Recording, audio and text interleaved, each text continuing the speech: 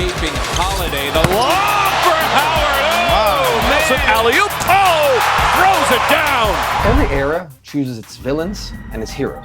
Some athletes get to be both. For half a decade, Dwight Howard was the NBA's most terrifying last line of defense. Levitating shot blocker, glass cleaning machine. A superstar who dragged a small market team to the brink of a title. Then almost as quickly came the turbulence.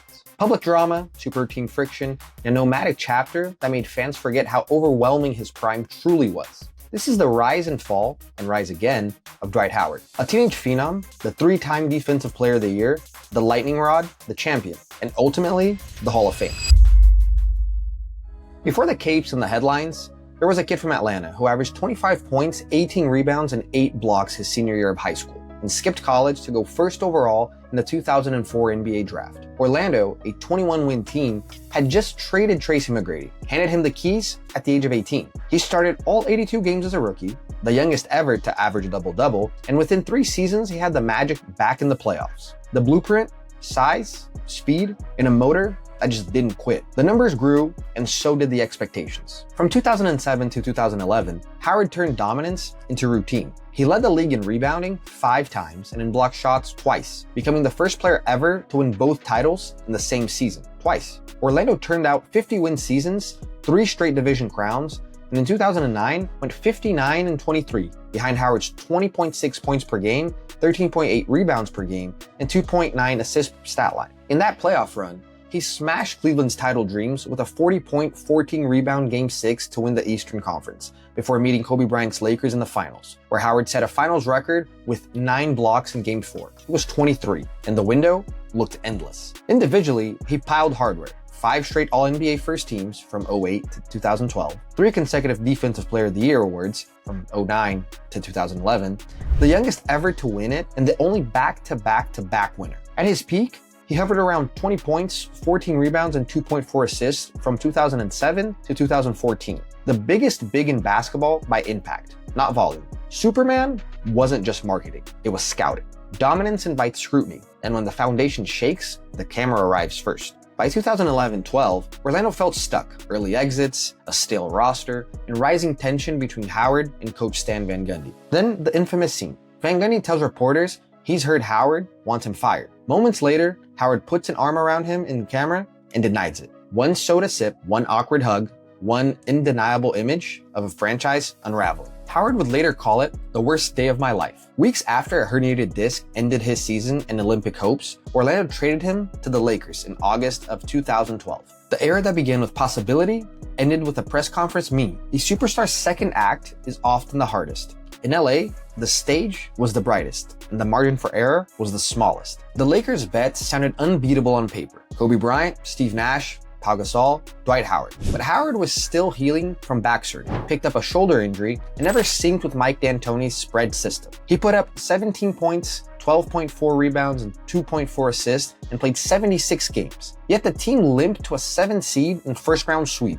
Howard was ejected in the elimination game. The partnership with Kobe Bryant, 2 alphas, 2 philosophies, cracked in public with soft barbs and eye-rolling sound bites that fed a new, harsher narrative. That summer, he chose Houston in free agency over a longer Lakers deal, an unforgivable sin to some, an understandable reset to others. Houston promised a cleaner fit, a downhill point guard, a spread floor, and a center who could still bend the rim. Year 1 with James Harden, 54 wins, All-NBA second team for Howard, and an image rehab underway, until Damian Lillard's series winner sent them home. In 2015, Howard missed time with a knee injury, but returned to anchor a West Finals run, averaging 16.4 points and 14 boards in the playoffs. He could still tilt games. By 2016 though, his usage dipped to 13.7 points per game. The offense crystallized around Harden, and a chilly star-to-star coexistence became the story. The reports of a Cold War, fewer post touches in a Maury ball system, and a growing label, hard to integrate, he opted out after the first round exit.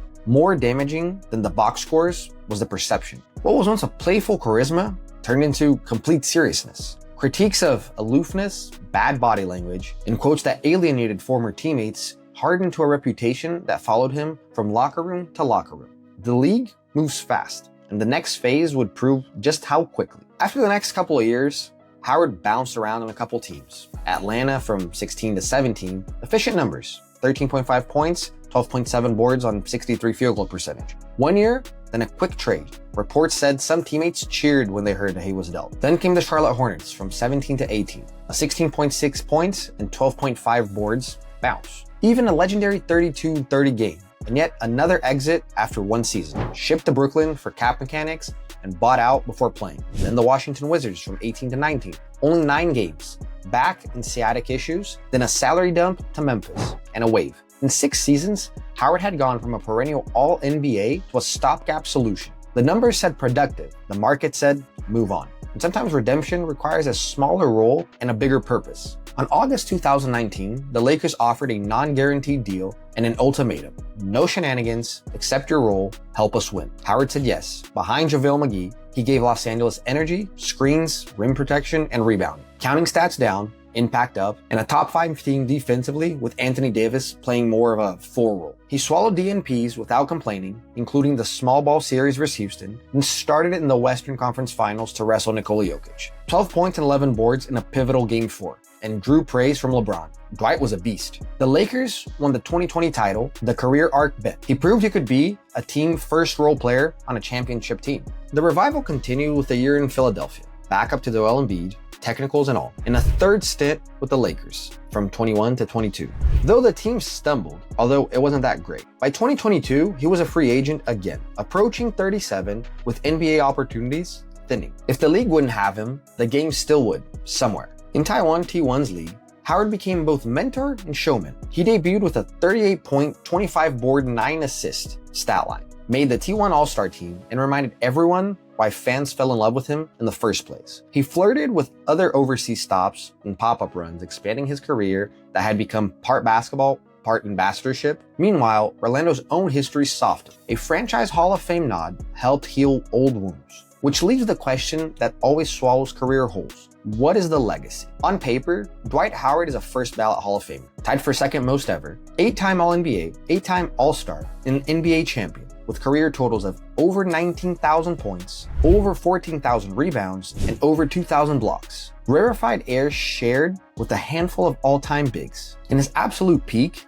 he gave you elite rim deterrence, elite rebounding, and efficient finishing. The critique, limited post polish, poor free throw shooting that invited hack a Dwight, and an inability or unwillingness to fully morph as the league's geometry stretched to the arc. Both can be true, the dominance and the friction, the impact and the imperfect fit with the era. Time has a way of reframing. In 2025, the Hall of Fame made it official. Dwight Howard's career, spikes, valleys, and reinvention belong with the greats. But the numbers are only the skeleton. The story is the heartbeat. And what we learned from Dwight Howard is that dominance can be defensive. In a league obsessed with shot creation, Howard proved for years that rim control and the possession game can carry a franchise to June. Orlando's 2009 run sits as Exhibit A. Personality is a double-edged sword. The playfulness that made him a global fan favorite also made him a target when teams wanted a more assassin-like player. Fair or not, perception is part of the job, and adaptation is survival.